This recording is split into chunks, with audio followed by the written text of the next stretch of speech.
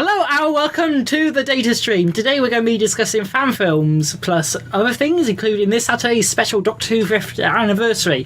Joining me today we have got Star Trek Unity creator Luke Sutton and Hello. a new entrant into film production, Luke TriggerAngry. Hello. So, Real name is also Luke, so we do have a bit of a problem here in terms of referring to each other. So I'm Luke Sutton. He is Other Luke TriggerAngry thing. yeah. We're just gonna go with that. Yeah. Yeah. so let's start straight into the fan films for starters. Yeah. So, first question is, what are some of your favourite ones you've actually watched? We're going to start off with TriggerAngry. Well, from the way I see it, I sort of view two different types of fan films. You've got the more professional ones on one side with the big budgets and everything, which are good fun to watch. But the other kind is probably the kind I prefer more, which is the more sort of homemade kind, but sort of still good enough, if that makes sense. Which is, I suppose, kind of why I always enjoyed Unity back in 2010 or whatever. It was just something about even if the green screen wasn't perfect, I still liked all the sort of good attempts and everything. I have watched a bit of Intrepid. I've probably watched the most of Unity because, as I said, I started with that. But I don't really. I've not really seen any of the sort of CGI ones or anything like that. But I mean, it's good to keep. Yeah, it's just some of the CGI stuff. 3 hours long per episode or things like that. So that's the two main ones I've seen: Intrepid and Unity. Right, both British series then. Yes, I was about to say both British. I think there are other ones in Britain, but I think we're the only ones that really have much of a presence, or at least Yes. ongoing. Yeah. Because Nick Cook, who runs Intrepid, I'm friends with him. Yes. Yeah.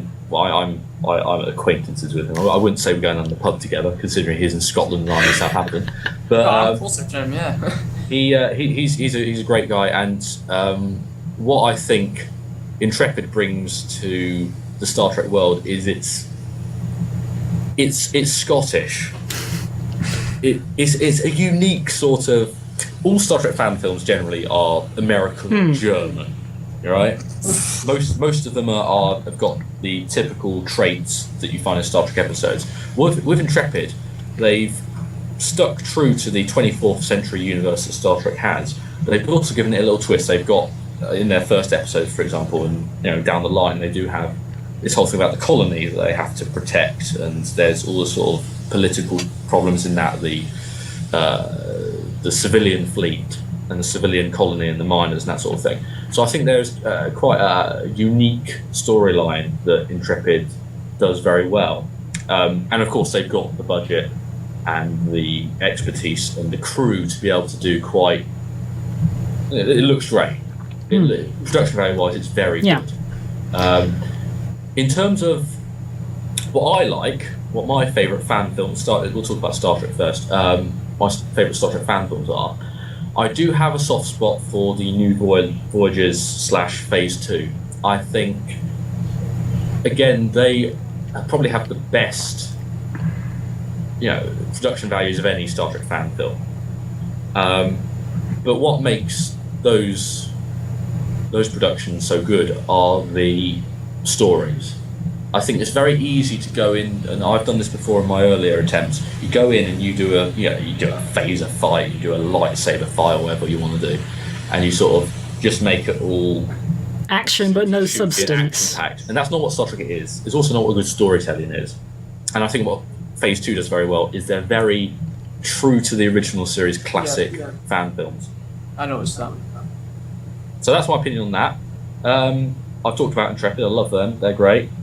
The other one I do want to mention is Hidden Frontier, which is, I think, the first one I ever watched, really, because that had been going on a long time, and they have subsequently spun off into doing. They did their Odyssey series. They did and Helena Chronicles as well. They did that, and they've done a audio as well. They've got several audio series on the go. Yeah, and I think that's great. I think they've established almost their own little universe of several different stories, and that is really inventive. And I think that's a good. I think they've stopped doing them so much now. I think that's basically Yeah. over. But what I like about it is that's the sort of the first one I really ever watched, and I followed it for a little bit.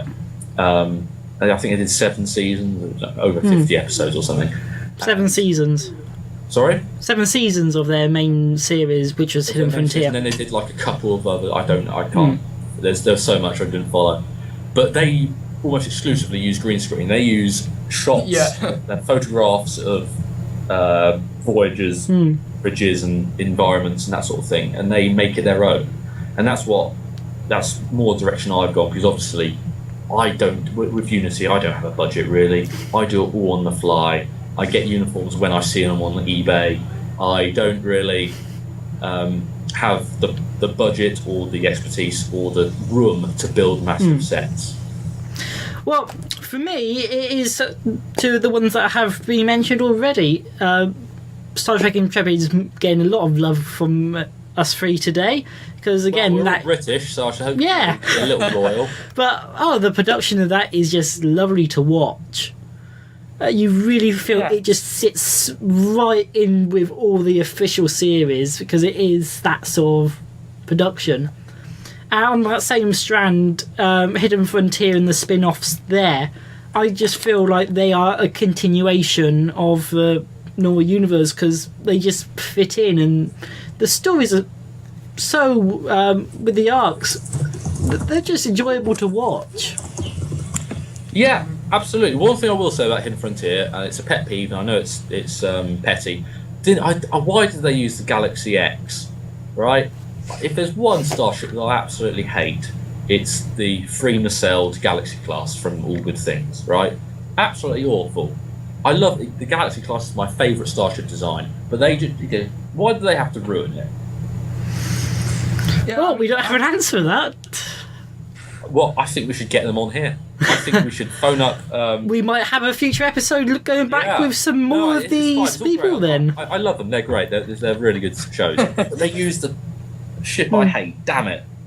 Yeah, I forgot to mention I'd seen a bit of Hidden Frontier, but and a bit of Odyssey as well, but just bits and pieces. But I'd been on their website and things and read about it. Yeah, it seems quite interesting.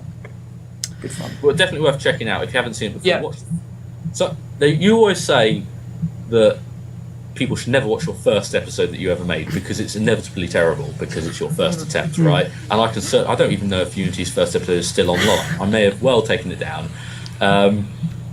but on the other hand, you want a place to be able to get into the story and to start. And I think Hidden Frontier, I mean, they may disagree. They may have produced far better episodes. I'm sure they have, but it's definitely good enough for you to get in to watch from episode 1 onwards. The very first series that they produced were quite low quality to what we would look at low quality is today, because they were producing it quite a number of years ago.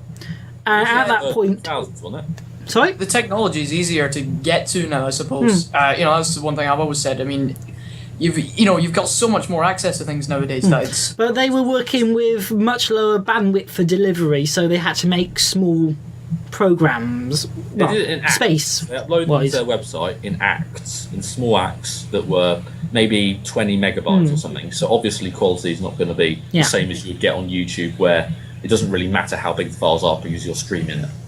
I mean, obviously, even my show, Unity, the visual quality and the sound quality, which is important. People overlook sound, but sound is very important. And even that is far better than their first attempts. And I never thought I'd get to say that, because I used to look up to them a huge amount, and I still do. But yeah, obviously they had the restrictions of the time, and it's now much easier, some would say, to get the better quality that we come to expect from the internet. Now, of course, all the ones we've just mentioned are live action ones, even if they might include lots of CGI. But there are pure CGI ones as well. A brilliant one that's been produced has been Star Trek Aurora. Yeah.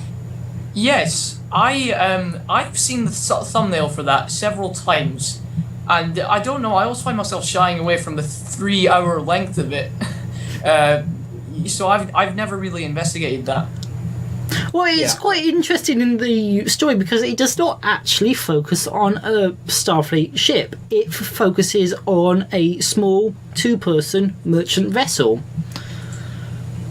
So it's quite different in the stories you get there. Do have the what I like about fan films is you can do anything. When you're on a network television show and you're producing 24 episodes a season, it's even less than that now. It's generally about 20, I think, for US TV shows. It can be as low as 13 on higher quality productions. There's an expectation for you to be able to tell a certain type of story, something that is relatively mainstream, even for Trekkies and that people can identify with. What fan films can do is really appeal to a niche of fandom. I want to do a Klingon episode set on a bird of prey, right? If you can do it, you can do it well, and that is an opportunity to explore a different part of the Star Trek universe that the TV show would never generally do that, really, because no one's interested in watching Klingons on a bird of prey for like 2 hours. That's not how it's. That's not what would be on TV. What fan films can do is fill that gap for fandom. So it makes it interesting what has appeared in the news at some point in the recent past about Michael Dorn, who played Worf, wanting the Adventures of Captain Worf series. Oh yeah, I would pay good money to watch that, but it will never happen.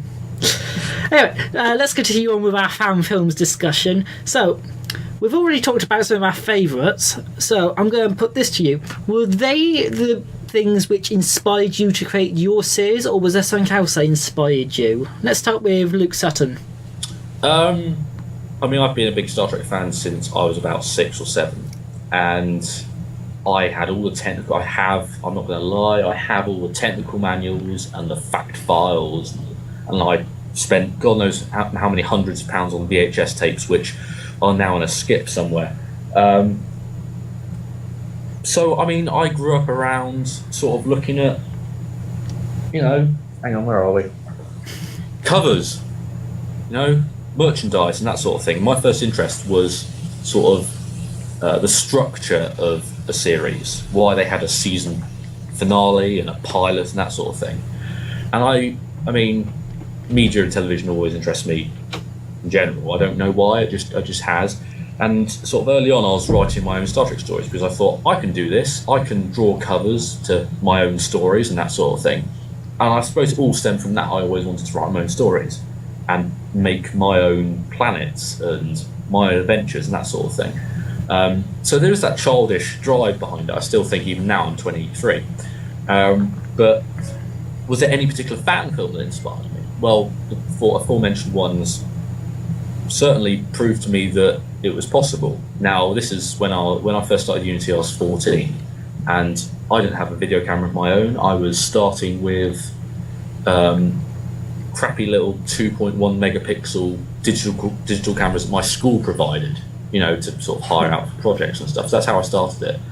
And the quality was terrible. I didn't do effects. I barely did a sound effects. And my sets were school corridors. You laugh, and yet that is how it was. But it didn't matter, and I say, this is what the other Luke was saying a minute ago. It doesn't really matter about posh sets or anything. It is kind of cool to see a sort of homemade version. It's all about being inventive with your surroundings, and it's also about telling a good story. Those are the two most important things, I think. For and if you got the story there, the set doesn't really matter. Well, to an extent. If you have a plain wall, right, that's better than having a vending machine behind you selling Maltesers. Or it's sets are a dodgy thing because you can make something look realistically like it could be somewhere else. But if you have anything that's like branded behind you, or you've got like a push open door or something, there's a grey line there, a grey area that I'm not sure. When I did season 1 of Unity, I used like school lockers as like our corridors. I kept it consistent. So every time I did a corridor scene, we did it out by the school lockers, and they were blue. And I just sort of, I don't think we ever said this in the episodes, but I just wrote into the canon that was just like the locker room. Yeah, I realised that recently. I found that a nice little Easter egg. Yeah. So, and that's just how we wrote. We make the best of what we can do. Again, it's about being inventive, and it's about telling a good story, and I'm being very rude by doing that. TriggerAngry, as a much newer entrant you've had a much wider choice of materials to look at. Yes, that's true. Well, do you know what? I have watched Star Trek from a very young age. The first episode I remember seeing was probably one from the Next Generation. But apparently I'd seen the original series and stuff before that. But I think I like to get into filmmaking, I think, when I'm older. So it was partly that, which sort of, all my videos with sort of like test effect shots and everything, that's what they were kind of based around, you know what I mean? And I always liked putting, Star Trek music and things like that into it. But I also sort of, the reason I sort of chose to write sort of a Star Trek thing recently, which is, which I've been doing recently, was because it's a big universe where there are certain rules, but it isn't like restricted, if that makes sense. So that's why I sort of enjoyed starting writing with that. I think it's great fun filmmaking with sort of making your own uniforms and stuff like that, which I've got down there. It's just it was always, Star Trek was always a separate thing, and so was filmmaking. But they sort of merged more and more over the years, and they've sort of culminated in this thing that I was writing recently, a script for a Star Trek movie, which might not work, but we got a scene done at least. But that's kind of where I sort of came into the picture, I suppose. And I think Unity also played a part in inspiring me, I must say. Probably what also helped me along was, I mentioned the homemade sort of feeling of Unity earlier on, and I think that's kind of what made it almost seem like a challenge, but it was sort of accessible as well. That's what I liked about it. Yeah, I wouldn't recommend it. I gotta say, it's a lot of hard work. And, yeah. No, it's terrible. Yeah. Don't do it. Don't do it. It's awful. It's so much. I've spent all day today. Actually, I've been working on a clip from an episode that's going to come out about Christmas time, called "The Worlds of Deep Space Nine," which is a Deep Space Nine episode. I don't think anyone's ever done a Deep Space Nine fan film before, and it's all about that. But my point is, I've been editing it all day. It's about the bit I've been working on is about a minute long, and it's taken me all day just to add a few effects and change the colour and that sort of thing. The better you get at it, the more hard work it is, because you've got to keep it up to a standard. That said, if you can motivate yourself, and that's a big if, it's a big challenge, and I think you personally, Luke, I think you're up to it because you already produced your test videos and that sort of thing. I think you'll be fine.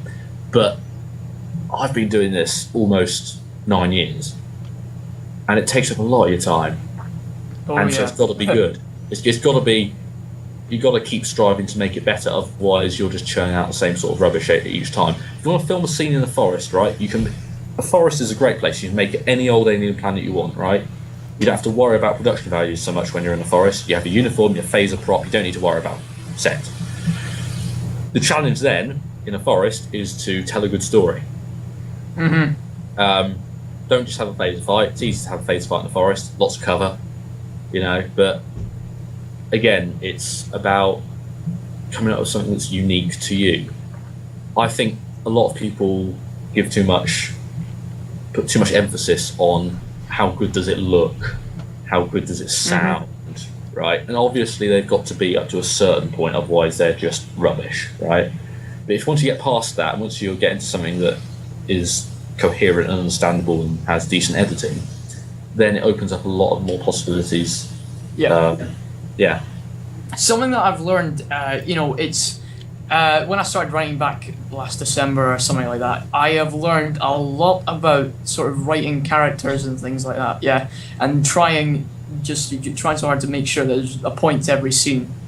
But obviously, I mean, it's probably more fun filming the action scenes, which is probably why we went and did that. So everyone was involved, of course. But there's always this sort of character relationship you have to build and everything, and it's all coming from me being at this stage, but it's good fun, and writing all of it is very time consuming, and when you get stuck, it's not a great feeling, but when you get going, it's good fun when you write a lot. In terms of writing, this year's been tough because it's my final season I'm doing, and so I'm torn between not wanting to recycle ideas that were good because that's very easy to do, and then you just make a big Borg battle every year, and then who wants to see that after? Well, once you've got to a certain stage of making it look brilliant, no one wants to see that anymore. You want to do something new. So I've had I've had a lot of writer's block this year, and it is tough. It's horrible because you think, It's not. oh, it's easy to write battle scenes. It's easy to write sort of more I'm going to destroy you, Captain, sort of dialogue. Mhm. But you've got to make it better than that. It's Star Trek, right? It's not some Definitely. animated superhero thing. Which Star is Trek. why, that's why it kind of took so long for me. It's making sure that, again, as I say, that it's not just sort of an action type thing. I've tried really hard to sort of get people who speak a certain way or react a certain way. That's all important. Star Trek demands a certain quality. Star Trek demands that you say something about the world we live in. Mm-hmm. Now, the way I've portrayed that is that I say something about what it's like. The theme of Star Trek Unity is growing up. It's all about growing up. It's all about, we start off as kids, and we have grown up, and as we've grown up, the quality of the series has got better, but also the quality of the writing, I like to think. I'm much happier with what I'm writing now than I used to be. But also, it's in the episodes, in the stories, it's about kids who are growing up and facing different challenges, which any teenager can relate to, any young person can relate to, any adult can relate to that, right? But we're just using the medium of Star Trek, which is a fun medium as well, to put a different take on that, right? These are kids who have to face Borg invasions and battles with Klingons, and they have to talk their way out of Ferengi trade deals, right? That's something that most kids don't have to go through. Yet, if you look at the way we grow up and the world we live in, the red tape and corruption and recession and a need to prove ourselves, that is definitely something that is reflected in the show. Mm-hmm. So I think it is good. I mean, whatever the theme turns out to be for your show, Luke, that's up to you. It doesn't have to be. Don't think that youth gives a certain limit to that, because I was running around the playground pretending to be a captain when I was about 10. So it's important that you do make it about something that people can relate to. That's kind of why I chose to be the villain in the first episode, so I could focus more on the writing and directing of the other cast members. Yeah. Because I think we've got a pretty good cast. What sort of cast do you have? How many? And I deliberately chose them to be sort of adults, mostly, family, friends, and things like that. Yeah, and I got my brother who's 16, to be the science officer and minor characters. So it's a balance of trying to make it fun. Good to watch, and a sort of good story as well. So it is a huge undertaking sometimes, but I was happy with who got to be the captain and the engineer and everything like that. Yeah, who did you get for a captain? What sort of age were they? What? I won't say his name. Basically, he seems like a warm character who's kind of vulnerable, if that makes sense. That's the kind of face the actor has, if you know what I mean. He's the kind of... he's the more sort of... keeps himself away from... He seems like the kind of person who is kind and everything and nice to everyone, but he's sort of isolated as well. He sort of isolates himself. He has that kind of expression. Okay. Sorry if you ever see this, Colin. But, Okay, so what was? How did you cast that? Because, I mean, I never sort of hold casting sessions or anything. Right? Some people will do that. I know the more professional ones will do that, but I generally think, right, I've got a character here that I'm inventing. Who do I know that would fit that, right, and that could do a good job of it? Some people just cannot act, and that's fine. Right? They can be extras, or they can help you when you just film and hold the camera. Some people can't act. That's fine, but casting is important, especially for the captain. Now, I didn't start out being the main character. It was my friend Ian, who is still in it. He's got a reduced role now because he does. He's got a life basically, and it started off being all about him, and then it was sort of our friendship, our two characters, and now certainly it's me. I'm not saying that I'm trying to cast myself in the role of the captain because I can. I think I've done that because, well, in a practical sense, I'm very easy and available to film if I need to be, because I am myself, right? If I'm editing something and I need to do some pickup shots or something, I'm there right then. So it's very easy to do that because I can act and that sort of thing. But if you're not the captain, if you're not the main character, then it's got to be someone who you can rely upon. Because if you're casting your friends, people are unreliable. Oh yeah. They're not under contract like professionals. Yep. Yeah, I mean, I had somebody else in mind for doing it, but I sort of realised, I mean, he's sort of busy and probably wouldn't be able to do it. But I think the person I ended up doing casting as the captain, I was very happy with him, because what we did was we actually, I wrote all of the characters' introduction scenes. Well, I edited them like how they'll be in the final thing, and I invited everyone around and just asked them to sort of see if we could go through the scenes or not, just sort of give everyone a bit of a taster for it, which was great fun, especially since we have an Irish bartender. But you know, it was good fun getting everyone doing that, and I was really pleased that the person I ended up doing it casting was he was just completely fine about doing it, and he was good at it as well when you wouldn't really expect him to, because he's quite quiet, but he's pretty good. If I might say so myself, you know. No, I mean, the big test will come. The big test of whether someone is cut out to do a fan film, especially a Star Trek fan, especially something that's weird and wonderful, like a Star Trek fan film, is take them out to the middle of your town centre, have a scene where aliens are invading the planet, and see if they can still do it then. And that really does weed out people.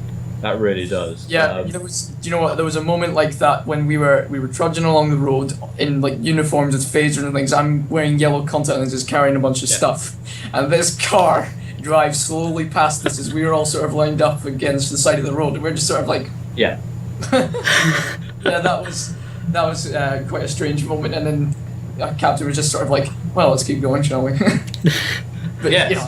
yes, let's get out of here quick. Some people don't want to do it unless you're just, you know, in the garden with the green screen, and you can do it all there. Some people don't dare want to do it in the middle of the street. Yeah, just fair enough. But then, which is fair enough, because obviously it's quite. Star Trek fans are very strange thing to be asked to do. Yeah. Yeah, it's people. You get a lot of strange looks. Some people can't deal with that. If it was a professional film shoot with security vans guarding the perimeter and, you know, big cameras, so it was clear that it was a bit more professional, then I'm sure they'd be fine with it. But fan filmmaking is very, very amateur, and it always will be, and it only gets more professional when you start spending money, and that's when you look at people like the Phase 2 lot. Okay. I don't have a budget, so I can't do it. So, let's dive a bit more into the production process. You've already talked about writing and casting, so let's talk about actually getting the shots a bit more. Green screen has been mentioned quite a bit, so what's sort of the equipment you've been using over the time, since, Luke, for instance, you stopped using a loaned camera? I got my first own camera, and I think I still have it somewhere, in 2006. That was in time for season 2 of Unity. And it was, I can't remember its specs. I might dig it up in a minute. I bet I've got it in here somewhere. It was a digital camera, though. It wasn't a camcorder. It was a digital camera, and nevertheless, it had quite a good video recording mode with decent audio. So I used that for about 2 seasons, and I got it as a birthday present. And it was better than the 2 megapixel one. So that's where it started.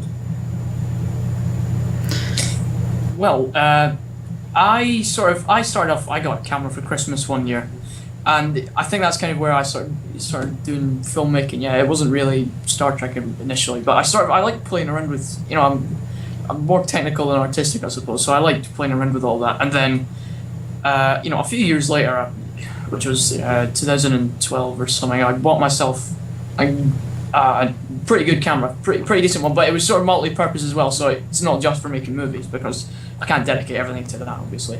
But then, after an incident with the rain, a couple of months later, I got myself an even better one, which is, it's still a digital one, it's right here, but, I like this thing, it's reliable, it's sturdy, I don't want to spend too much on like a full video camera, because again, I can't commit to it really, but I am happy with that kind of thing, which is great quality and sound.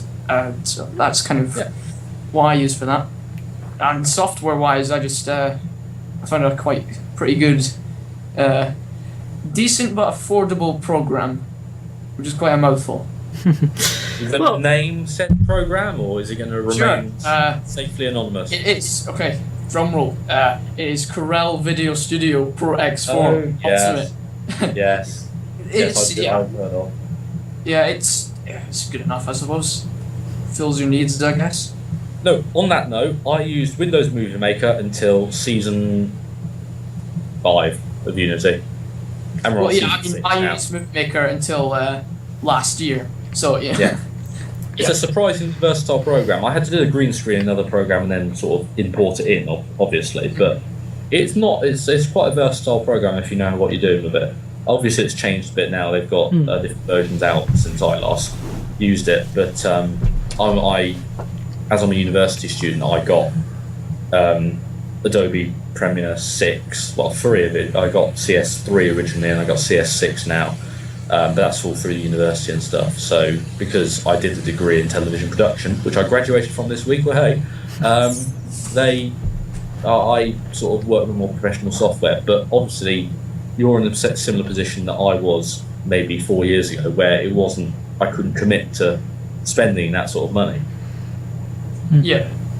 And it didn't harm my films really. I mean, obviously the visual quality is better now, but apart from that, it's all the same sort of thing, isn't it? You just sort of it's just sort of have to grab what you can get, I suppose. My camera I got now is a proper video camera. It's this thing. It's Panasonic, and it's good. It's HD, which I think is important because for a long time I was running on like mini DV, and this is now SD card and that sort of thing, so I can do HD, which is important. But it took a long time to work up to this level. Yeah. I mean, I just started money lying around when I got this thing, which is it's nice enough, and it's nice enough quality. No, that's fine. Yeah. I used the digital camera right from like I just discussed. I used them for quite a long time. I don't really affect the quality. Yeah, I didn't pursue 1080p. I'm fine with 720. Yeah, no, that's fine. Season 5 of Unity is 720. So recently I've gone up to 1080. It doesn't really matter. 460 is all right. Yeah. And once you've got all these bits and pieces all filmed, you've got all the... Well, historically you've had all strips of film everywhere and you'd go and chop it all together. What would you say is taking the more time, the filming it or the actual putting together? I'd say the longest part of any production is the pre-production. Good answer. The afterwards part is the sort of, it's the part you can sort of, that's the one you can most say I'm getting round to it, if you know what I mean. But I think, and filming is just a case of relying on the pre-production, which is you have to get absolutely everything ready. Like even if that means like right before the day you start filming or whatever, because you've just got to be so prepared for anything, which is quite tricky. But the filming's the more sort of enjoyable part when everyone has a blooper or uses a tricorder as a phone. But it's just like, and the post-production is just the fun part, which, again, if you don't do it earlier on, you do sort of, you have to pluck up this sort of encouragement, if that makes sense, to do that as well. You have to sort of motivate yourself to get editing if it's quite a lot of editing you've got to do. Yeah. I think I hadn't thought of that. I was going to say what took the longest was the post-production, and it does take a long time. I spent a day on a minute today, and I haven't even finished it yet. But you're quite right, and especially when you're struggling to actually write anything down into a script because you can't think of a story or you're worrying that something's not good enough. It takes a long time to get things ready, right? If I'm going to go out and do a shoot, I might be. When I was I did a Klingon two-parter a couple of years ago, and we were shooting in the New Forest, and we're shooting at this sort of enclosure in the forest, and we were there 3 hours maybe shooting, and it went well and everything, but that morning I'd had to collect up all the props. I had to double check the script. I probably had to finish the script, because usually I'm writing right up to the day we shoot, because I think of new things or I keep not being happy. And then we have to drive there, which means I have to go and collect people, and we have to sort of, there's all that, and then we have to go and set up on the shoot. So getting ready is a very long time. It's a very good point. And that does put people off, because especially if they're your friends you're doing this with, they want to pop round for like half an hour, play some video games, then do this filming thing you've been talking about. What's all that about, right? So, God.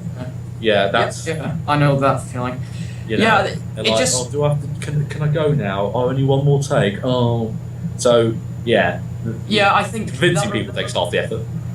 Yeah, I know. Yeah, I mean, that reminds me that not to say that the actual production is easy, but it does have its fair share of difficulties. I mean, when you're up in a forest, wearing a black jacket with black leather gloves and boots on, carrying a bunch of props, which you can't see properly in yellow contact lenses, it makes it all just seem like a faded dream.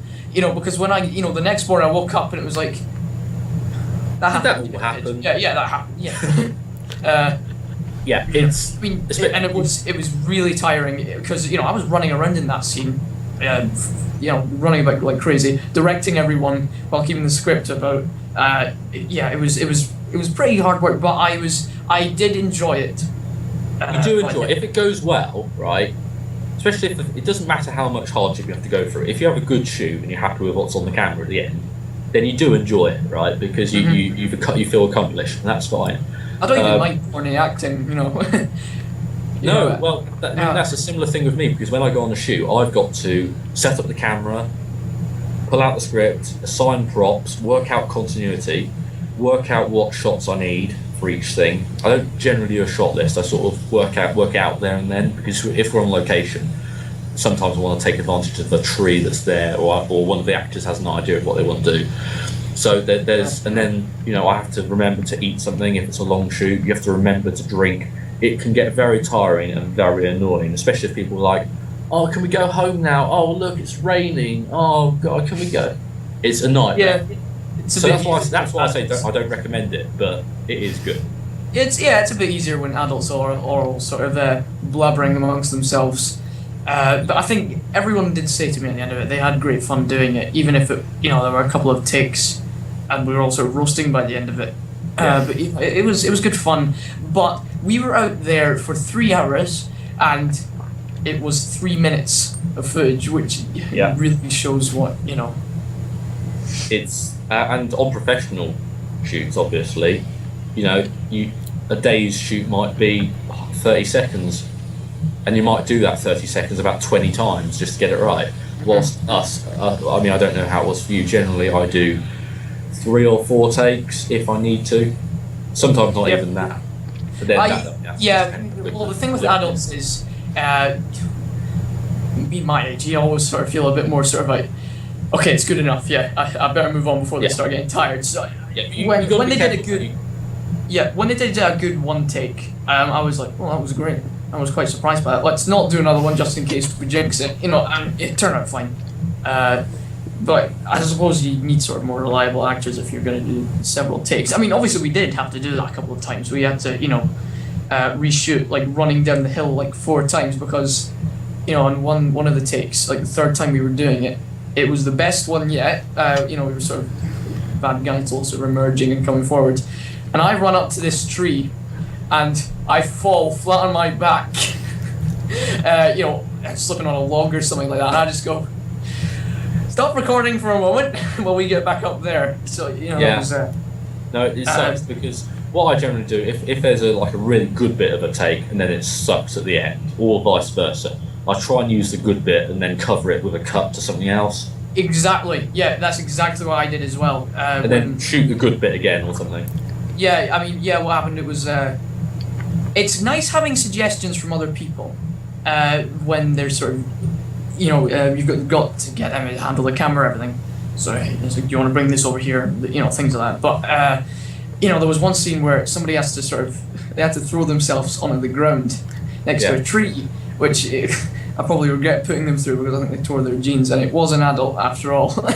But what happened was the person who was recording it, because it wasn't me, I was just checking everything, it was looking fine. They stopped it right as he fell, and on my camera the audio cuts out right at the end just for a split second. So what we did was, which I think probably worked out better in the end, I actually did a closer shot of him just him falling over, so I could just quickly cut that together, and it kind of worked a bit better than the original shot would have, I think.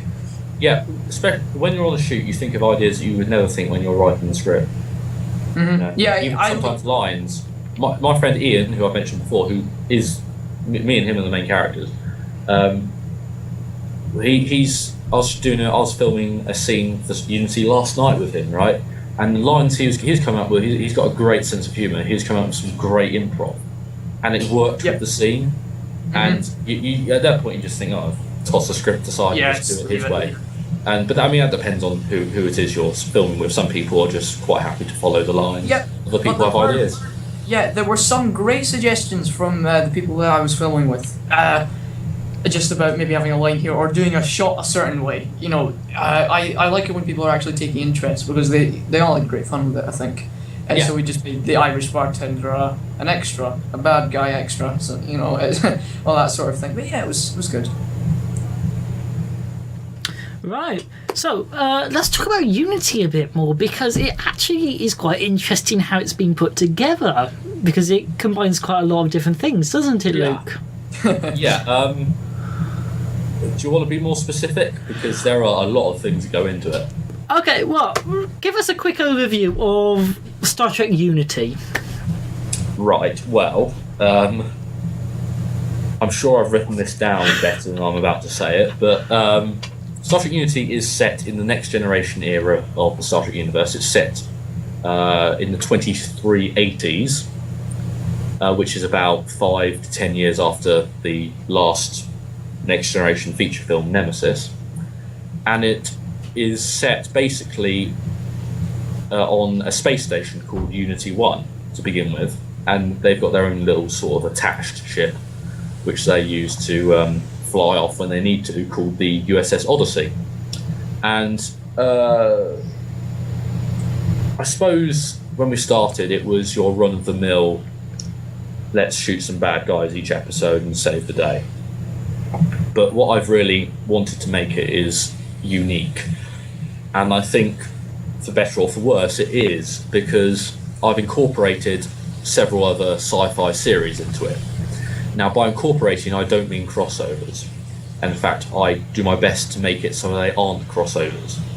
But I do incorporate into the Star Trek universe other elements. Not characters, but other elements of other sci-fi. One of the most prominent ones is Doctor Who. And Star Trek and Doctor Who are completely different beasts. One's science fiction, one is arguably science fantasy. But once you've watched both shows enough, like I have, you begin to draw parallels. And one of those parallels is the Time Lords from Doctor Who are quite similar to a lot of the ancient races and the dead races from the Star Trek universe, like the Iconians and the Preservers and that sort of thing. So what I did with Doctor Who and Star Trek was I incorporated the concept of the Time Lords. They lived on Iconia, the Iconian homeworld. They were a caste of Iconians, and they developed time travel abilities. And over time, they fought a war, which in the Star Trek universe did lead to the Iconians' extinction. That's canon, and I incorporated that into the concept of the Time War from Doctor Who, and it works quite well. And another element is that my character, Admiral Lewis, or Captain Lewis, until recently, finds a fob watch from Doctor Who, and inside is the personality of the Doctor. And I don't go running around with a sonic screwdriver all the time, I'm still a Starfleet officer, but there's a little bit of a blur there. And another one the Stargates, very similar to the Iconian gateways, and there are loads. I've done a lot of the incorporation, and some of them are quite silly. I've recently done a Pokemon one. That's going to be, it's a lot of fun, but again, it's not quite what you might expect. So I think one of the most unique parts of our Unity is that I do incorporate other universes in, but they're not crossovers. They could happen in the Star Trek universe. I don't label it as Star Trek meets Doctor Who, or Star Trek meets Star Wars, because that is not what it is. And that's a big misunderstanding, because people think, oh, it's some rubbish crossover thing, it's not true Star Trek. When if they look at it, the more you pay attention to it, the more I hope you get out of it. The only other thing I can say about Unity is that, as I was talking about earlier, it's got a theme, which is growing up, and it's Starfleet's youngest crew. And as we face different challenges, and we face the sort of the sins of our fathers in the form of these sort of Iconians and Borg especially, we try and sort of see what sort of people we are. It's a very human story now. It started off just being aliens, but season 6, here we are, 9 years on, and it's going okay. Anything else you want to know? No, I think that wraps that bit up. And, well, I think the last part of our fan film bit will be TriggerAngry. Do you want to tell us anything about your project you're currently working on? Or do you want to keep it all wrapped in mystery? Oh, no. I'm happy to divulge because, well... I'm in it. Yes. If we ever get to it, yes, Luke's in it. Hopefully to save the day. As his persona, as I've tried to write correctly. But what I've learned, as I've said before, it's difficult. So I am now unsure if we're actually going to get a full thing. And I'm not just sort of saying that as sort of writer's block. Because I started writing 11 months ago. There's the simple version of it. But, it is great fun when you get it going. But I think I just need to learn to sort of clamp down on the script length and everything like that. But well, tell us about the story and the shit. Yes. The plot is. Yes. Well, it starts off with this new nervous captain.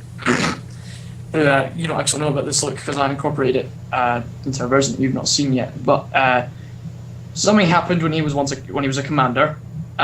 So he's a little bit nervous about taking a command, and we don't really find out what it is until later on in the episode, or whatever you want to call it. And basically, he's a bit nervous about taking command of a ship when he's given a mission to find some missing Vulcans. And obviously, it does sound a bit corny, but you always learn from your first times, I suppose. But it was just, he has to assemble a crew. He's got a bit of a sort of the way that the security officer speaks implies that he could be a bit of a psycho, if you know what I mean, but not sort of in a direct way. He's not going to pull out a phaser rifle and start shooting everyone. No, he's not going to do that. Excuse me, one. Just getting my cat up here. Oh, wow. Special Yeah, guest. sorry, what she does is she likes to jump up on the desk and annoy me, so I'll just keep her here. Basically, what happens, he's not the kind of person who pull out a phaser rifle, but he's the kind of person who sort of almost mentions the fact that he takes joy in using weapons and things like that, even though he's not. He's still a Starfleet officer. He's not going to be some sort of psychotic, crazy guy. And we've got sort of a direct and complacent doctor, played by my mother, who's a nurse. And we've got an Irish bartender. And basically all these people sort of set off to find these missing Vulcans. And there's a couple of character stuff on the way during that mission, but it was... And also my character, in the meantime, is interrogating these 3 Vulcans which he's captured. This sort of controlled evil about him. He's not a sort of crazy guy. He's, it's quite a long story, which I probably can't explain now because I think Luke remembers how long that YouTube message was. But, there's a whole backstory about this race that have sort of been driven from their home and now they've sort of not got anywhere to go. So, and then there's a Romulan agent manipulating them and everything like that. But, with this character, he's a bit worked up, a bit stressed, and I took the way I sort of want to act him. I took it from the the actor John Fleck in Star Trek, who he plays Silic and other bad guys in the show. I always I liked him as an actor, but and it eventually ends up being sort of the Captain Maxton versus Verak, my character. It's just those two sort of having a bitter feud against each other. So that's basically the gist of it, I guess. A long gist of it. Okay. So Okay.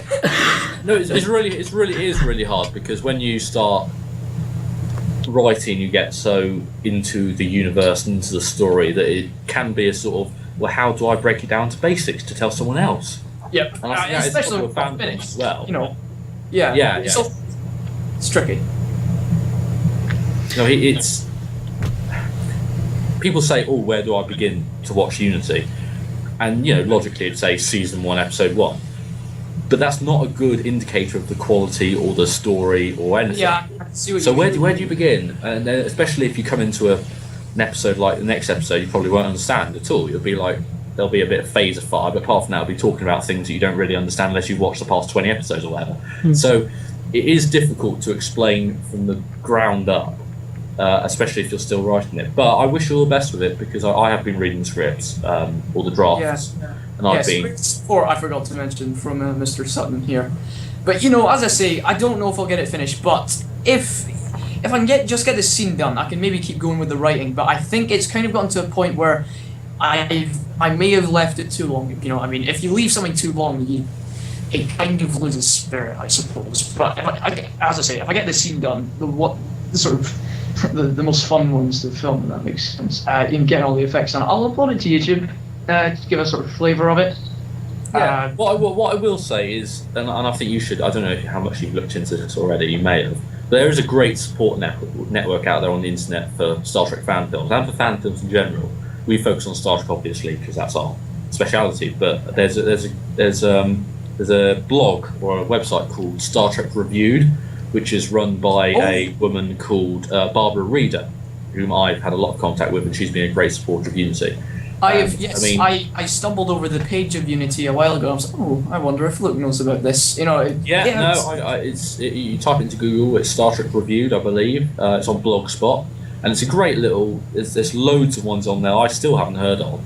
It's a great compilation of everything from Lego Star Trek scenes to live action stuff, and then I'm on there, and I'm sure you will be if you release stuff, and and from that there's a great support network online for anything from actors to voiceovers to props and sort of filmmaking advice, and that is another positive for being a Star Trek fan filmmaker, in that everyone wants you to succeed out there. There isn't so much of a sort of, oh, this is rubbish compared to that one. There is a genuine community out there, and that's what I like about it. And I would suggest to viewers and to you alike that you look into it, because it's a lot of fun. Yeah, all of it's fun. As I said, it's because of the big sort of wide universe of Star Trek. You don't have to sort of create everything yourself to start off with, which is why I find it good fun. Just sort of, you know everything. You can search up something if you're not sure about it, but you can still sort of make your own almost. But it's great fun making our own uniforms out of grey t-shirts and ribbon and printed off pictures of comm badges and things like that. But I find that I like the sort of homemade thing we came up with. It's great fun. So, we've obviously covered quite a few bits of fan films in this part. I think it's something we probably want to revisit in the future and get a few more faces in here, because there's obviously a lot of discussion between the different people who partake in the activities. Yeah, I mean, this has been great because, and that's just between the three of us, there's a lot of people out there. I'm sure you can get in touch with someone and bring them in, because I want to see how TriggerAngry gets on with his production. I'm going to be doing Unity until this time next year probably, and then there's a load of other new startup ones and other things that I really think there should be a keeping the loop with it. Yeah. So, we call that the end of the fanfiction bit. Doctor, but don't go away because we've still got more to discuss, especially this Saturday where Doctor Who celebrates 50 years on BBC One and across the world, I believe.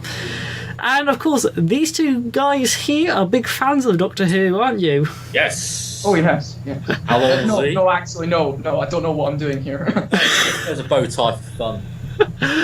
So I think it'll be good just to have a quick discussion about that, considering it is the right time to do it. How much are we allowed to reveal? I mean, what do you know, guys? Have you watched the Night of the Doctor? Oh yes, I've kept up with everything. Yeah, same here. No, I'm really excited. I have been occasionally critical of Stephen Moffat's take on Doctor Who. I was a big fan of Russell T Davies, but I love Moffat and I love that he's mad, I suppose. Some of his stories haven't made quite enough sense, but they've always been a lot of fun. And I'm hoping for something between the two, really, for this 50th. I think, Moffat was always better at doing singular episodes during T Davies' era. Yeah. But yeah, I think his singular episodes are always great. I like how he's sort of brought the classic feel to the series, but I think it feels a bit sort of disjointed right now because of the half series and everything. Yeah. So there's been a couple of letdowns as well when we have such a small series, which is a bit annoying. But I think part of the reason they did the split series was to get the timing of the series to this point so that they could have it in the autumn for the 50th. Yeah, so you're not waiting a huge amount of time. Well, I would have liked what they did in 2011 when they split the series in half during the summer. So then it would have finished in October and we would have only had a month to wait. I think I probably would have preferred that because the series hasn't had a sort of a constant form of the episodes it's got in Stephen Moffat's era. Because series 5 was just like the rest. It was just that was like April to July or something. Yeah, just the usual. And then 2011, I liked what they did there. It was more spread out throughout the year. And then 2012 was a disappointment because of they how did long. they did 6 episodes if you include the Christmas one. Yeah. It was a big wait between Series 6 and the start of Series 7. It was a whole year. And it wasn't the most spectacular series to the first part. The second part was better, but the first part I think opposite. I think the first half is underrated. Okay. I think they're all good episodes. I didn't like some of the second half. I think the Man one was not quite as good as it could have been. Neil Gaiman, fantastic writer. He did The Doctor's Wife. I don't think fantastic quality. And I think the Cybermen one was a little. I think a little is a bit of an understatement. It was being just diplomatic. Yeah, I think just in case anyone sees this. I don't think anyone's seeing I know, this. But Well, we have viewers watching us live at the moment. Hello, viewers. I think that's probably me and Luke. Oh no, there's one more. Yay! Yeah. Well, I don't have the window open, so I don't know if any of the viewers are actually putting in questions or anything, which is encouraged, and in future we will keep a closer eye out. This is the first one we've done live. Riz is here, right. No, I am here. Right, I can see this. Yes. Hello. Don't call us idiots. Thank you for calling us that. Twitching idiots, how dare you? Drag Smith into the 50th with one episode to spare. Yeah, no, that's a fair comment. I'm sad Matt Smith's leaving. David Tennant will always be my Doctor. I will always say that. But I was thinking at the end of Tennant's era, what the hell? Who's going to follow this? Who could possibly follow this? And Matt Smith did it. Bless him. He's a fantastic Doctor. He's not my Doctor, but I would love to see another 8 seasons with him. Yeah, I think. But I think Peter Capaldi. I think I've had a few. Well, hold on there. Let's start more at the beginning before we get into the future of the Doctor. So, I don't know how much of the classic series, as they call it, you've seen. Luke, I assume, has seen quite a bit. Let me show a fair bit. Not all, but a fair there bit. We go, in there. There. So, you could say that, yeah. I don't own them on DVD. Yeah, I've just sort of picked that up. alongside Star Trek over the years. Because, of course, the original run of Doctor Who ran from the first Doctor through to the seventh Doctor, and which was then into the television movie, where we saw the first and, well, no longer the only outing of the eighth Doctor. Yeah, no, I mean, I haven't been a Doctor Who fan for that long, but some people have been waiting 17 years to see him on TV again. I mean, he's had a lot of audio stories, which is fantastic. Yeah, and he's a great actor, on Radio 4 they've done a number of the audio plays which are quite enjoyable to listen to. Yeah. No, it's great to see him back. I heard that he mentioned the companions from the audio plays in The Night of the Doctor, which was... Yeah, he did, yeah. It was great. And then, of course, in 2005 we got the revival with the 9th, 10th and 11th Doctors coming in. So where did you start in the run of it all? TriggerAngry, you go first. Where did I start in the... Well, it was quite a few years ago. Do you mean when I first started watching it, basically? Yeah, where did you... Which was your first Doctor? Well, do you know what? I saw bits and pieces of Chris Eccleston back in 2005. I saw a bit of The Unquiet Dead, which was okay, and The Empty Child, which was, that wasn't great. Judging from I was only 6, but it was. I liked Chris Eccleston, but I never really saw much of him. I saw more of David Tennant. I think the next episode I probably saw was Army of Ghosts and Doomsday, which was great because that was the first. They are my all-time favourite episodes. Those two. Yeah. All-time favourites. Yes, they were good, even though Cybermen were kind of cheapened in them. But yes, they were good, and it was the first time I properly saw the Daleks, like in an episode. So I was really excited by that. And then I saw bits and pieces of the 2007 series of David Tennant, but then it was the 2008 series that I properly followed all the way through to the end, which was a great series, except the end was a bit too much, I think. But I think on the fun level, Journey's End, along with The Stolen Earth, are great fun. I see what you mean by over the top, but it was a big celebration of the entire Russell T Davies era and David Tennant. I think Tennant. That was supposed to be Tennant's last one or something like that. But then they did the 4 specials. Yeah. But then I saw the 4 specials when Tennant sort of turned into a bit of a crybaby. But then when Matt Smith came along, I didn't know what to expect. And then I saw him in the 11th hour, and I liked him straight away. I really did like Matt Smith. I've followed that Matt Smith ever since. So you could call Matt Smith my Doctor, but I've really seen sort of all 3 of the new series Doctor, and I've seen all the episodes now anyway. So it's I never like to pick out sort of a favourite. I like all of them, but I'm quite particular to Matt Smith, and David Tennant's amazing as well. That's a fair comment. No, I think that each Doctor has their own positives and not so positives, and I think we've seen them with Matt Smith more than David Tennant, because with David Tennant it was a lot of a hype train going on. It was very, very mainstream and popular, Doctor Who back with Tennant. Yeah. So now there's a sort of determination. That's probably the wrong word. There's a sort of determination that if you think about the 2 different writers, Russell T Davies started writing in soap operas. So he knows how to develop all the characters and make the arcs work and everything. Stephen Moffat, on the other hand, started working with sitcoms. And if you think about it, the characters at the start of the episode have to end up that way at the end of the episode. So even if there is a big arc in Series 6 with Amy's baby getting stolen, the next episode she's not sort of going, you horrible monster, I hate you. I think that Russell T Davies had more. He gave more character development, especially to his female characters. I do have this book, which I love to bits. I call myself a writer, and I like to think I've written a lot more than just Unity.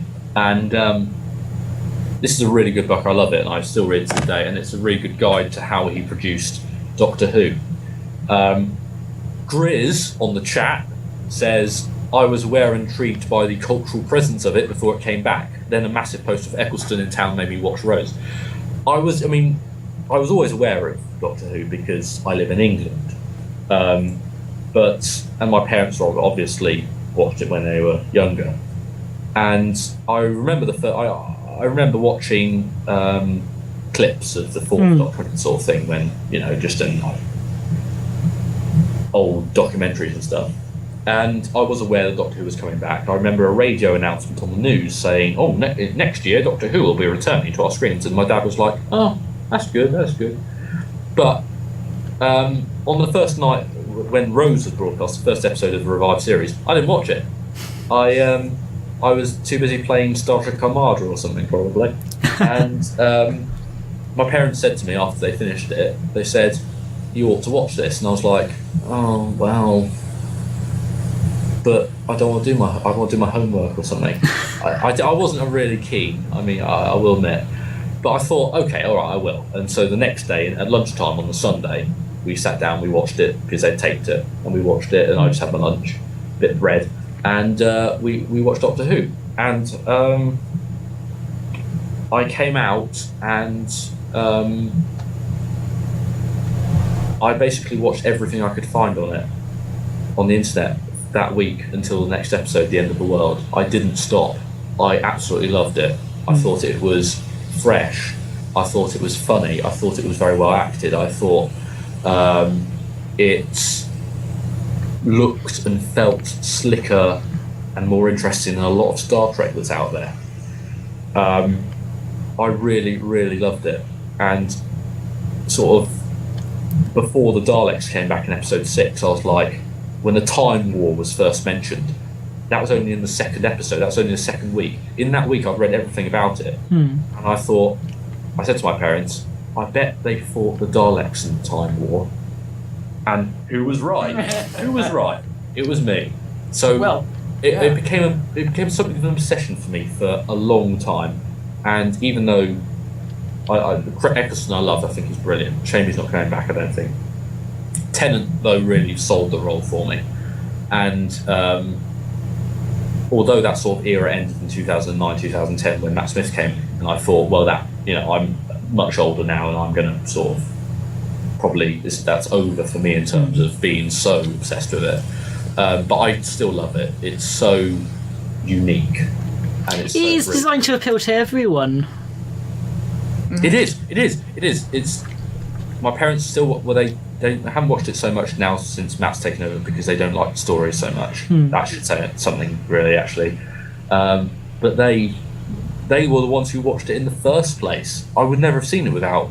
I probably would have seen it by now. Well, it is interesting how the programmes are classified at times, because sometimes it's called a children's programme, for instance. Yeah, it's everything. Doctor Who can be completely different every week. I gotta say, another thing about Unity, going back to fan films, something that I've tried to make is that each episode has a completely different compass, right? It can be one Unity episode can be set in an alien forest defeating Romulan weapons drones. Another one can be a story about one of the characters falling for another character, and in the middle of a adventure with the Klingon Empire.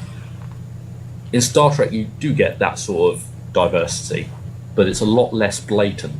There's something to be said for less consistency.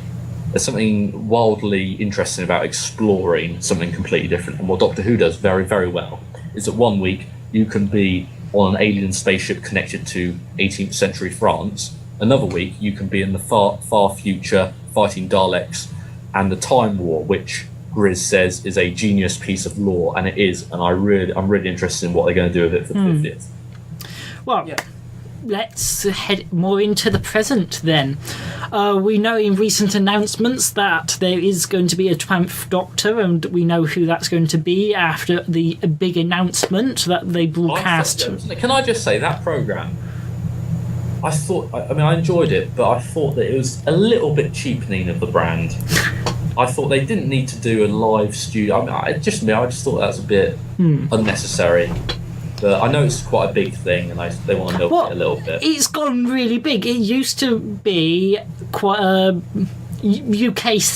UK-centred thing, but since the first 11th Doctor, it's been broadcast on BBC America at the same time as in the UK. Yeah. To the Americans, there are basically two doctors. There's Tom Baker. When Americans think of the Doctor, there is Tom Baker with his scarf, and like a. Would you like a jelly baby? What? Would you like a jelly baby? Yeah, exactly. And then there's Matt Smith with the fez and bow tie, right? The Americans, that's a massive overstatement. That's a massive. It's not strictly true, but I think your average American fan, or at least your average American viewer, will at least understand that it has gone very big. Well, the interesting thing is the Eighth Doctor's film was actually designed as a launch pad to get a series, and it was being co-produced with American studios. Yeah, It was. I think it was intended though that the Doctor was traveling in space and time because he was searching for his father. I've received a bit of intel on that, but it's just sort of it sounds kind of, I don't want to sort of generalize this too much, but almost, if you know what I mean, Americanized. Do you see what I mean? Well, so as we discover in that movie, is the Doctor is half human on his mother's side. Oh, allegedly. Might have been a joke. Let's not get carried away. Yeah, let's just blame that on his... There are so many different stories of why was travelling through space and time, and all about his past. It keeps changing, and, I guess one of the things he says himself, the Doctor lies. Rings very true there. I tell you what, how about we just blame it on his confused state after regenerating, and then we can all sort of forget about it. Yeah, I don't want to know the Doctor's name. I don't want to know. I don't want to know where it came from. I love to see Gallifrey. I love to see the Time War. I like little hints. I like big flashy battles or Time Lords marching down the Citadel. But I don't want to know where he came from. I don't want to know his past. I don't want to know his name. That's the beauty of it, and we should never know. We should never know. I want as many contradictions as possible.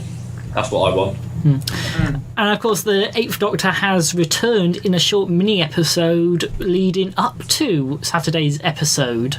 I found that was a terrific surprise. That was incredible. And there have been quite a few comments on it saying how great Paul McGann is in it. It's a 7-minute episode. 6-ish, 7-ish. And in that, apart from the whole regeneration thing and the sisterhood of Khan, and we're not talking about Benedict Cumberbatch here, and he has this mini little adventure to rescue a girl from a spaceship. It's classic Doctor Who, and he comes in and he does something completely different to Tennant or Smith or Eccleston, yet it's so doctory. I think it's great how they introduced him at the start of that. Our commenter says, I may have freaked out my colleagues by screaming at "I'm a Doctor," because that was the big moment where he revealed his face and it was Paul McGann. And I had read the rumours online that he might be coming back. I had read the rumours that it was 99% sure that he was coming back. But even so, seeing him again, I had a little moment. I was sitting right here at this angle, watching the laptop as I am now, and I had a little moment. I was like, yes, you are the Doctor. Yes, you are. Yeah, I just sort of, for like a split second, I was like, does this mean there are more Doctors in the 50th? I was just sort of put it on. It's like, I wonder what this will be about. Well, the gap between 8th and 9th has been a big mystery since the show's return, and now we're starting to get those little bits of information that fill in the gaps. Well, when I watched it, I was just sort of sitting here. I was like, it'll probably just be like one of these mini episodes that Moffat does just to sort of fill the space or something. And I watched it, and about 30 seconds later, I was just sort of like, just utterly stunned. And then I just sort of looked around at my brother and went, Paul McGann's in this.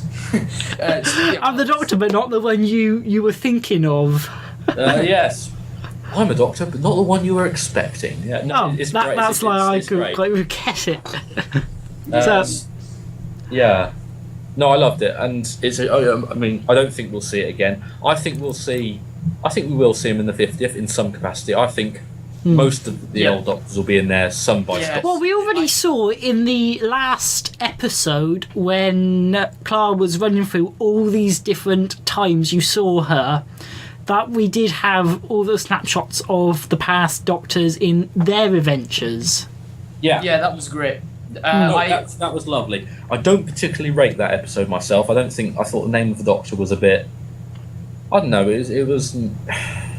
It was. I think it should have been a two-parter. I think something right. Potentially. Business on Trenzalore was hideously underused, and they were just basically running through corridors. I was expecting something a bit, and also the Great Intelligence was a completely rubbish villain. Villain. I mean, good actor, Richard E. Grant. He's okay, pretty decent actually, but he was completely wasted. But it had some brilliant moments. That opening before the credits, that teaser was fantastic. That was amazing. And the other moments in it where we saw the other Doctors, brilliant. And Matt, I just think the end was a bit confusing and a bit rushed. I think because you're sort of thinking, "Oh, that's amazing," but what exactly happened? You know, it's there was. I think Stephen Moffat's not always clear, and obviously making movies and things is all about subtext. But I think you need a little bit if you're going to understand the character. And I'm glad we kind of got an explanation in The Night of the Doctor about, and everyone's where he came from. On the forums and everything for ages, everyone's been saying, when's Moffat coming back? It's either... No, not Moffat, sorry. When's Paul McGann coming back? It's always about Paul McGann or the Rani. It's always those two subjects. When were they going to come back? And I think it was great to see him at long last. Our commenter says that Moffat says he wants to see all the gaps filled in. I believe we will see a Hurt to 9, at least in some regeneration. I would love that, yeah. Christopher Eccleston isn't going to be in it, right? Some people say that there's that interview where he says, "Oh, I could tell you about what I'm doing, but I'll have to kill you," and all that sort of stuff. But then I just think with the past that he has with Doctor Who, it's unfortunate, but I just don't think he will be coming back. I'd love to see him. He might be in there. He might have a small cameo. I would love it. I would love to see him. Well, it'll be really interesting to see what they do. And then, of course, we have all the speculation of how we go from 11 to 12. Well, he's got a Christmas episode, hasn't he? It's got to be called 12th Night, surely. I mean... how could... It won't be. Now I've said that, it won't be. But what? The 11th hour? Good. But it's got to be 12th Night. Or at least the first episode of... the first main episode with Peter Capaldi's got to be called that. He has a wig on, Matt Smith. Yeah, I've seen that in the sort of little Twitter hashtag adverts, and it kind of looks like his Series 5 hair, but worse. If that makes Well, it's because he got called off to take part in another film production. Yes, and shave his lug. Yeah. Hair grows. That's the beauty of hair. It grows back. But not in time. Not in time. So, what do we go on to next? Do we have any more comments we want to make about Doctor Who at all? I have an interesting fact to reveal. 2 years ago, back in 2011, while Series 6 was on, Rob Sherman, writer of Dalek, was staying down the road from me in my village. With a friend, with an author down the road, and we were good friends with the author, Stuart Kelly. You probably have heard him somewhere. But so then, we went up there, and Rob's really funny. He's a really nice guy. But it was great him sort of giving a couple of hints, and having discussions with him about different things like that. But this first sort of introduction to him was he came in. We came in, and he wasn't there. He'd probably just gone out for a walk, and then he came back in. He said, "Oh, sorry, I didn't want to be sort of lurking in the bushes or anything, but it was a great start, and I came over a couple of times as well, and it was great fun, and it was good fun speaking to him about this book. One moment. He gave me a book he wrote called Running Through Corridors about him and and Toby had it. Yep, going through every episode of Doctor Who. He gave me the first print of it, which then was replaced by the second print, which corrected all the mistakes. So I now own a collector's item. But that was a great present from Rob, and I'm still waiting for the '70s version of that. That was a good thing to receive from Rob. And Stuart also gives me a bunch of Doctor Who books and everything. I am absolutely loaded with Doctor Who books from Stuart up there. So pretty sorted on that front. But, No, that's great. Long may that continue. That sounds like great. I mean, have you met anyone else involved with the production of Doctor Who, or anyone famous in terms of that? Just Rob. But it was great seeing him and talking to him about the cast members and everything, and his sort of personal opinions and everything. I think apparently once Stuart told me recently that he once said, because I've not seen him since 2012 because he left, but apparently he came up with some interesting theory about the John Hurt Doctor or something like that. I can't remember what it was, but then afterwards Rob said, I just sort of see through Stephen's scribbles and make some sense out of them. which was you have to. You have to. John. Well, I was going to put one final question on Doctor Who. We've heard during the series conflicting information. We've been told Time Lords only have 12 lives, but we've also had a sort of Time Lords can have as many as they like comment as well. So how long do we think it can continue for? Well, Stephen Moffat has said he's going to come up with an excuse for the 12 regeneration limit. And I seem to remember in the episode where the 11th Doctor was in the Sarah Jane Adventures, he told one of the characters that he can regenerate 507 times. But 5 plus 0 plus 7 is 12. It's the maths. But Stephen Moffat, I think he'll cover it up. He'll sort it. But you got the options of, is it a limit imposed by Time Lord Society, or is it a biological limit? It's something to do with the Hurt Doctor. When Rose came back, well, no, sorry, not Rose came back. When the series came back with the episode Rose, the BBC website had a bit of a reinvention for the Doctor Who page, and there was a FAQ on there, and one of the questions was what happened? How many times can the Doctor regenerate?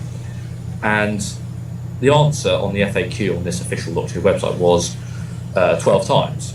But now the Time Lords are gone, who knows? Yeah. Well, we know some things. The Master died, and he, even in death, he could not be trusted. And the Time Lords brought him back as well for a new set, which we saw in the return of the newer series in David Tennant's set. So... Yes. Yeah, No. I think it might be something to do with the John Hurt Doctor as well. Yeah, you never know. Or Rose. She's got something, glowing eyes from the Time Vortex. That's interesting. Is she the bad wolf? I think she's the bad wolf, because otherwise I don't quite see how she's there. But our commenter says that they think it will be resolved at Christmas. To say the 50th year has set it up for the future. I agree that could happen. I hope they do it well. I hope it's just not some sort of hop back in time to change it cop out, as we have seen before. That's all. Okay. I think Doctor Who should go on forever. I don't think it should end. I think it will get cancelled, and then it'll come back, and you can still do it in order, right? Because I think it's such a great concept. You can do anything with it. It's more malleable than Star Trek or any other science fiction. I want to be an old man in my 80s and see the 21st Doctor or something. Right. So, let's move on to our next bit. Let's do the news. Okay, in studio news, we've got... What news? In studio news, we've got the Holomatch is making a return again with the Holomatch Winter Games, which is taking place on the 30th of November and the 1st of December. We've got a brand new UK-based server coming in, courtesy of UK-based firm Host My Data, who have kindly given us the server for use.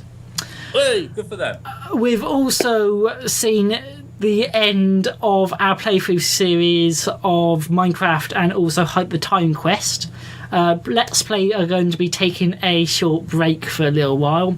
And in the meantime, we've got some more bite size coming your way. We've just had the Adventures of Captain Proton come out, and we're going to be taking a walk around some more mods over the coming weeks. So that's what's been happening in our studio world. Let's see what these two have been got in the pipeline. Let's start. Luke Sutton, what have you got in the works? Well, in what aspect? Well, you said earlier before we got started you got some stuff coming out for Christmas. Yes, well, I've got a couple more Unity episodes, which we already have discussed, perhaps enough. But what I am going to be revealing or releasing, before this becomes like a webcam sex tease or something, is I'm going to be releasing a special exclusive clip that I've been working on to JF Media Studios as part of this podcast, which is fresh off the editing line. No one's seen it yet. So that's your big exclusive for later on after this is finished. But I've got a couple more episodes coming out. I have been working on a few other productions. I've graduated. Is that news? Well, you can make it news if you think it's news. Yeah, that's new. It was my birthday on Tuesday. So big congratulations to Luke all round. Thank you very much. No, I don't know. I've taken a day at a time. I'm working on a few things. Most apart from Unity, there's a couple of films I'm working on, and I'm looking forward to this Holomatch thing because I took part briefly in this revival, the reunion thing, a few weeks ago. Yes, and that was I really remember good that. fun. John murdered me. Yeah, that Many happens to me a times. lot. So Elite Force, long may it live on in some form. It should provide some more hilarity around Christmas. I'm looking forward to that. Yeah. So, TriggerAngry, have you got anything you've been up to that we're going to be able to hear more about in the future? Or I suppose I've already spoken about this thing that I'm writing. Well, to be honest, I mean, after we're done this, I could probably show you what I've got so far of that scene we filmed, if you want, because, let's just say it could be a while before it's properly done, if you know what I mean. Not much, really, just a lot of schoolwork and rewatching Deep Space Nine. Yes, just the usual thing that this child does. Child, whatever I am. Oh, It's and good of to know course, we're human, isn't it? It's good to know Yeah. we're normal human people who have normal lives, and that we're not celebrities who are going to go on a date with Tom Cruise or something. Well, do you know what? A little piece of news. On No Uniform Days, I always wear a suit for some reason. I feel like being different and attacking the materialism that clouds this entire planet these days. So, it's great fun doing that and sort of sticking out. So, what I'm doing tomorrow for like the 5th time, and that's literal, is wearing a suit, going into school and doing my work, having all the teachers comment and all the people asking the same question of, why are you wearing a suit? Goodbye. It's just, great fun. I like doing that, except for when you have to get changed for PE, which is a bloody nightmare. No, I didn't do PE. I just sat at the edge and in my school uniform and just sort of sat there reading a book. Don't do PE, it's rubbish, you don't need it. You're a geek. Believe me, Don't I bother. would not do it if there wasn't a punishment for it, so. It doesn't matter, does it? Yeah, let's before I get into a sort of crazy rage about the PE department at my school, let's probably round it off with, yes, I'm human, I'm a human being. Yes. Okay. Everybody does. and with that, and with some magic of post-editing, the magic of post-editing, we're going to now slip into those little clips we've got from Luke and Luke. And then we've got the trailer from, the Holomatch Winter Games, and I think that's it. If you've enjoyed the data stream, please give us a like, share it with your friends. We're on Facebook and Twitter. And, of course, please leave us comments about topics you'd like us to discuss in future and any ideas for any guests you'd like to see come onto the show. Okay? So, we'll leave you with these little clips. See you next time. Goodbye. Allons-y. Bye.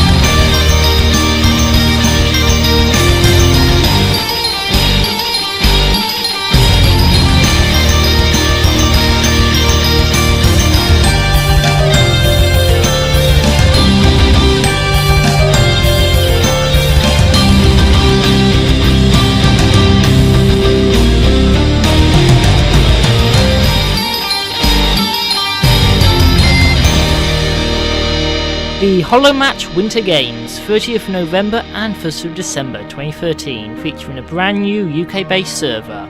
For more information, check out jfmsn.co.uk/EFT.